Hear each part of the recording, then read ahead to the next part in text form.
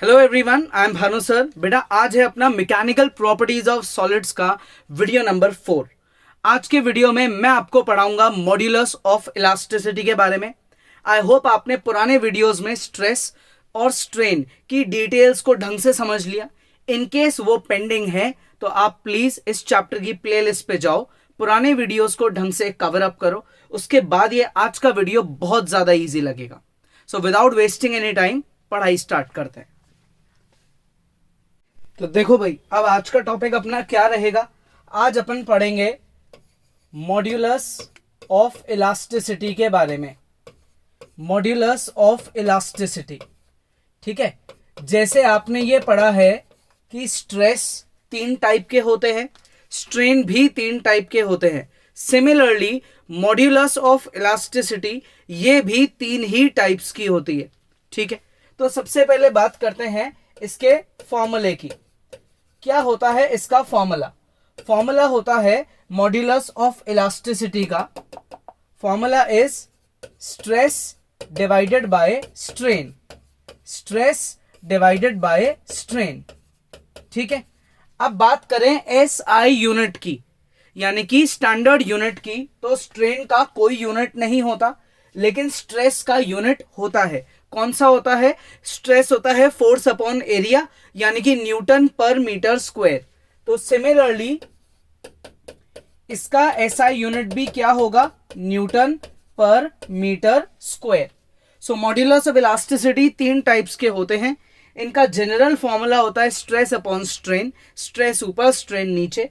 SI unit same वही होती है जो स्ट्रेस की होती है, बिकॉज स्ट्रेन की कोई यूनिट नहीं होती, ये यूनिटलेस क्वांटिटी है। लेकिन जो स्ट्रेस है उसी की unit upon modulus of elasticity में अप्लाई कर देते हैं।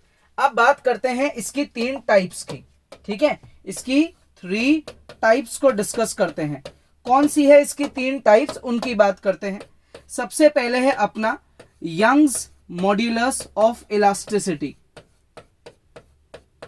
ठीक है। सबसे पहले क्या है? Young's modulus of elasticity. अगर बात करें यंग्स मॉड्यूलस ऑफ इलास्टिसिटी की, इसका सबसे पहले सिंबल क्या होता है? इसका सिंबल होता है लेटर Y। सिंबल है लेटर Y, ठीक है। फॉर्मूले की अगर बात करें तो भाई यंग्स मॉड्यूलस ऑफ इलास्टिसिटी का फॉर्मूला क्या होता है? Longitudinal stress divided by longitudinal strain. Formula Young's modulus of elasticity is equals to longitudinal stress divided by longitudinal strain, ठीक है। इसका मतलब लॉन्गिट्यूडनल वर्ड का मतलब क्या होता है? लेंथ का मतलब होता है। लॉन्गिट्यूडनल वर्ड का मतलब लेंथ, ठीक है। अगर मान लो आपके पास कोई सिलेंडर है, ये उस सिलेंडर की एग्जैक्ट सिचुएशन है, ये सिलेंडर की एग्जैक्ट सिचुएशन है। अपन ने दोनों तरफ क्या करा? फोर्स लगाया, और उस फोर्स की वजह से ये सिलेंडर ऐसा हो गया। इस सिलेंडर की लेंथ में इंक्रीमेंट आ गया। पहले जो इसकी लेंथ थी वो थी L, और अब जो इसकी लेंथ है वो है L plus delta L। Clear यहां तक? ये इसकी लेंथ में इंक्रीमेंट आ गया। तो क्यों आया? क्योंकि दोनों तरफ हम एक फोर्स अप्लाई कर रहे हैं, that is FE, external force, ठीक है। उस एक्सटर्नल फोर्स की वजह से इस पे स्ट्रेस डेवलप हुआ, और उस स्ट्रेस का जो रिजल्ट है वो स्ट्रेन है, यानी कि चेंज इन लेंथ, ठीक है। तो लॉन्गिट्यूडनल स्ट्रेस के अगर फॉर्मूले की बात करें, लॉन्गिट्यूडनल स्ट्रेस के फॉर्मूले की बात करें तो वो होता है फोर्स अपॉन एरिया, और लॉन्गिट्यूडनल स्ट्रेन के फॉर्मूले की बात करें तो वो होता है डेल्टा L अपॉन L। अब आप इस L को सबसे ऊपर ले जाओ तो F multiply L, A multiply delta L, ये हमारा फॉर्मूला बन गया। किसका फॉर्मूला बन गया है? यंग्स मॉड्यूलस ऑफ इलास्टिसिटी का। ये यंग्स मॉड्यूलस ऑफ इलास्टिसिटी का फॉर्मूला बन चुका है। क्लियर? ये है अपना वर्टिकल, यानी कि लेंथ में इंक्रीमेंट लाना। जो क्या चीज है? ये है आपकी Young's modulus of elasticity, that is elasticity की पहली टाइप, जिसमें अपन लॉन्गिट्यूडनल स्ट्रेस और लॉन्गिट्यूडनल स्ट्रेन की बातें करते हैं। किसी भी चीज को स्ट्रेच करते हैं या कंप्रेस करते हैं और उसके डायमेंशंस यानी कि लेंथ में चेंज लाने की कोशिश करते हैं। आ गया समझ में? इजी है। तो पॉज करेंगे और अपने अकॉर्डिंग या तो कॉपी करेंगे या स्क्रीनशॉट लेंगे। अब आते हैं किस पे? सेकंड टाइप पे। Second type is share modulus of elasticity. Second type is share modulus of elasticity. Share module of elasticity का मतलब होता है ये वो इलास्टिसिटी है जिसमें फोर्स टेंजेंशियल फोर्स की तरह काम करता है, जिसमें फोर्स टेंजेंशियल फोर्स की तरह काम करता है। यानी कि ये एक सिलेंडर है जिसको हमने ग्राउंड पे एज इट इज रखा हुआ है। थोड़ी देर बाद क्या हुआ, ये सिलेंडर इस तरीके से बेंड हो गया, ये इस तरीके से ऐसे बेंड हो गया। भाई क्यों हुआ होगा बेंड? ये बेंड इसलिए हुआ क्योंकि इस डायरेक्शन में इस पे क्या अप्लाई हो रहा है? फोर्स अप्लाई हो रहा है। ये सिलेंडर पहले ऐसे सीधा था, इस डायरेक्शन में फोर्स लगा Fe एक्सटर्नल फोर्स और ये बेंड हो गया। क्लियर? इसके जो डायमेंशंस में चेंज आया वो क्या है? थीटा। डायमेंशंस में चेंज आया वो क्या है? थीटा। तो इस केस में ये जो Fe है ये क्या है? ये है हमारा टेंजेंशियल फोर्स। क्या है? Tangential force. अब बात करें शेयर मॉड्यूलस ऑफ इलास्टिसिटी के सिंबल की, कि भाई इसका सिंबल क्या होता है। तो इसका जो सिंबल है वो होता है कैपिटल G। नेक्स्ट अगर बात करें इसके फॉर्मूले की, तो इसका फॉर्मूला क्या होता है? Capital G is equals to shear stress. Shear stress को आप टेंजेंशियल स्ट्रेस भी बोल सकते हो, डिवाइडेड बाय शेयर स्ट्रेन यानी कि टेंजेंशियल स्ट्रेन। ये इसका फॉर्मूला होता है। शेयर मॉड्यूलस ऑफ इलास्टिसिटी यानी कि shear stress divided bye shear strain. Stress का फॉर्मूला कभी भी चेंज नहीं होता है, स्ट्रेस का फॉर्मूला हमेशा सेम ही रहेगा, which is force upon area. लेकिन स्ट्रेन जो है इस केस में किसके इक्वल होती है? थीटा के। ये मैंने आपको स्ट्रेन के टॉपिक में डिटेल में समझाया था, ठीक है ना। तो अपन यहाँ पे शेयर स्ट्रेस की जगह क्या लिखेंगे? थीटा। ये ए आके थीटा से मल्टीप्लाई हो जाएगा, तो हेंस हमारा फाइनल फॉर्मूला ये है। किसका फॉर्मूला है ये? ये हमारी सेकेंड टाइप ऑफ इलास्टिसिटी का फॉर्मूला है, जिसमें क्या अप्लाई होता है? टेंजेंशियल फोर्स, जिसमें बॉडी खुद को डीफॉर्म करती है लेकिन लेंथ इंक्रीज नहीं होती है, सिर्फ उसका एक डायमेंशन टेढ़ा हो जाता है, टिल्ट हो जाता है। ठीक है, आ गया समझ में? इसमें मैंने आपको याद हो अगर, तो मैंने बुक का एग्जाम्पल भी दिया था। अगर आपके घर में बुक रखी है इस तरीके से टेबल पे, नॉर्मल बिल्कुल जैसी सारी बुक्स होती है, अब आपके घर में कोई छोटा बच्चा है, वो आया और वो बुक पे आके बैठ गया और बुक की शेप ऐसी टिल्ट हो गई। क्यों हो गई? क्योंकि इस डायरेक्शन में क्या लगा है? टेंजेंशियल फोर्स लगा है। तो ये शेप चेंज होने का कारण टेंजेंशियल फोर्स है। इस केस में जो स्ट्रेस इस बुक पे आया वो शेयर यानी कि टेंजेंशियल स्ट्रेस है, और जो डायमेंशंस में चेंज हुआ है वो शेयर यानी कि टेंजेंशियल स्ट्रेन है। आ गया समझ में? तो ये है अपना सेकंड मॉड्यूलस ऑफ इलास्टिसिटी। अब आते हैं किस पे? Third modulus of elasticity which is known as bulk modulus of elasticity. The third most type is bulk modulus of elasticity। यहां बात अपन करेंगे किस चीज की? उस ऑब्जेक्ट की जिसको हमने वाटर के कंटेनर में डाल दिया है। ठीक है, यहां पे बात आती है an object when put in the container filled with water। अगर आपने किसी भी ऑब्जेक्ट को पानी से भरे हुए कंटेनर में रख दिया, तो वो कंटेनर में जो पानी है वो चारों तरफ से उस ऑब्जेक्ट के ऊपर क्या लगाएगा? फोर्स लगाने की कोशिश करेगा। ठीक है, तो ऐसी सिचुएशन में क्या होगा? ऐसी सिचुएशन में जो ऑब्जेक्ट अपनी एक्चुअल साइज का है वो उससे थोड़ा सा कॉन्ट्रैक्ट हो जाएगा। मान लो ये ऑब्जेक्ट की एक्चुअल साइज इतनी बड़ी है, ये एक बॉल है जो एक्चुअली इतनी बड़ी है, लेकिन फोर्स लगने की वजह से ये बॉल इतनी रह जाएगी, इतनी ही रह गई, इसकी वॉल्यूम डिक्रीज हो गई। ठीक है, ऐसे केस में जो स्ट्रेस अप्लाई हो रहा है वो वॉल्यूम स्ट्रेस है, यानी कि हाइड्रोलिक स्ट्रेस है, और जो स्ट्रेन अप्लाई हो रहा है वो वॉल्यूम स्ट्रेन है, या फिर अपन बोले हाइड्रोलिक स्ट्रेन है। तो स्ट्रेस डिवाइडेड बाय स्ट्रेन क्या होता है? Modulus of elasticity. तो ये कौन सा मॉड्यूलस ऑफ इलास्टिसिटी है? Bulk modulus of elasticity.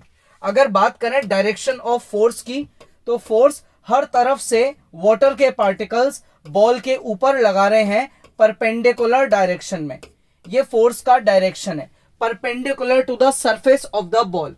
ये हमारा क्या है? ये हमारा एक्सटर्नल फोर्स है। इस वजह से वॉल्यूम जो है वो डिक्रीज हुई है। Volume always decreases, volume always decreases.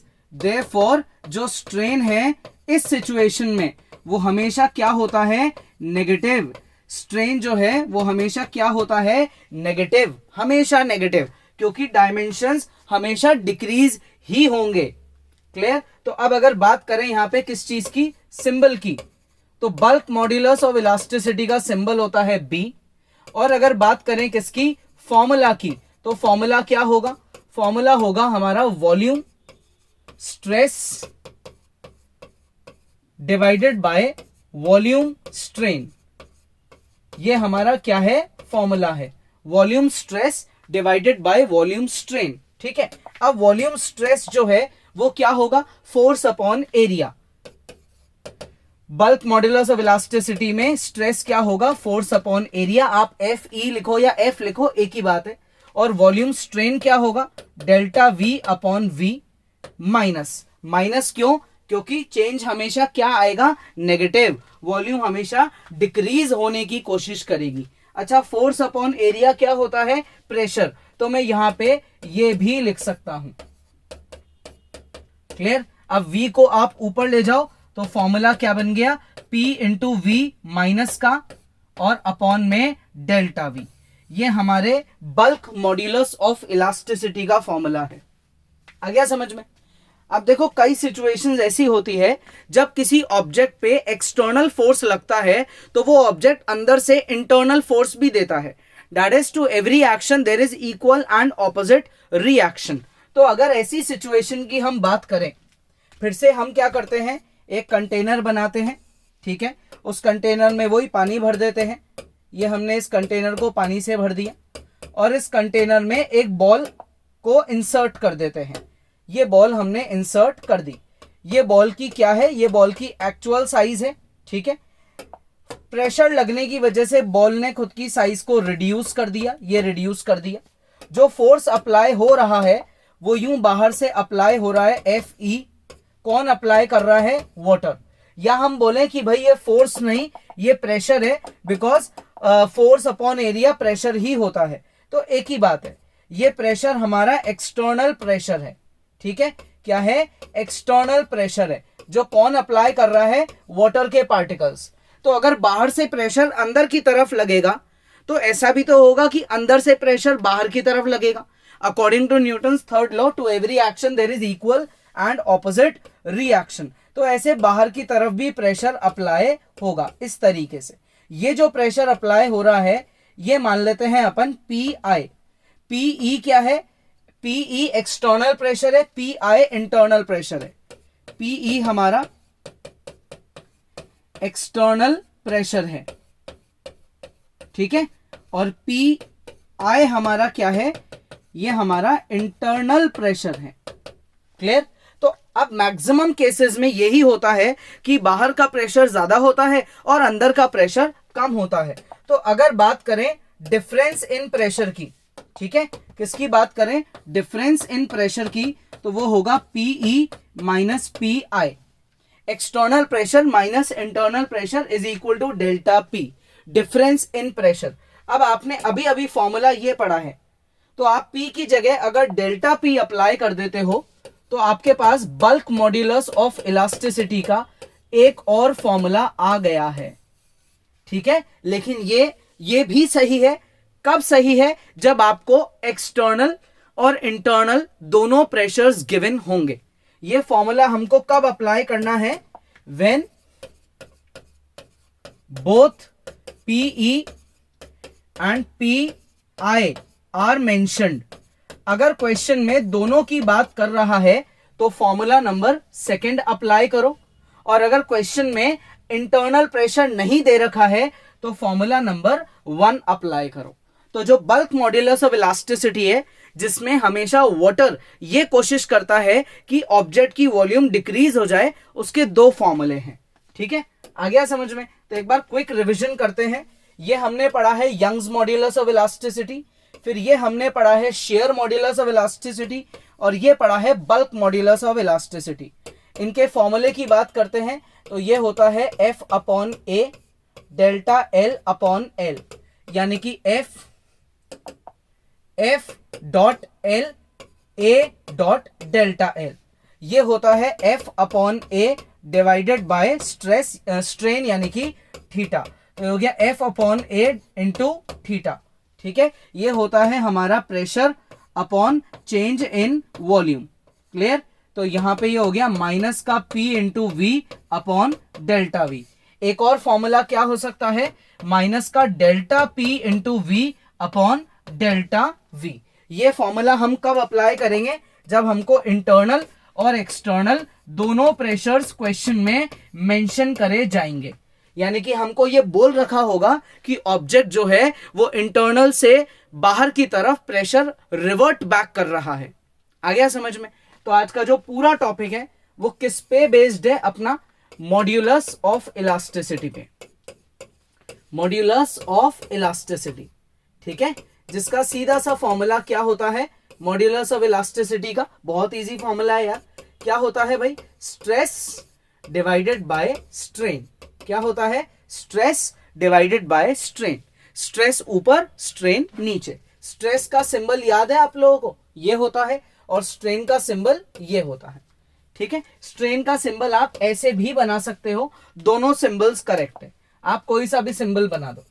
ठीक है, stress upon strain, this is the formula for modulus of elasticity, and these are the 3 types. ये हमारी 3 टाइप्स है। किसकी 3 टाइप्स है? ऑब्वियसली मॉड्यूलस ऑफ इलास्टिसिटी की।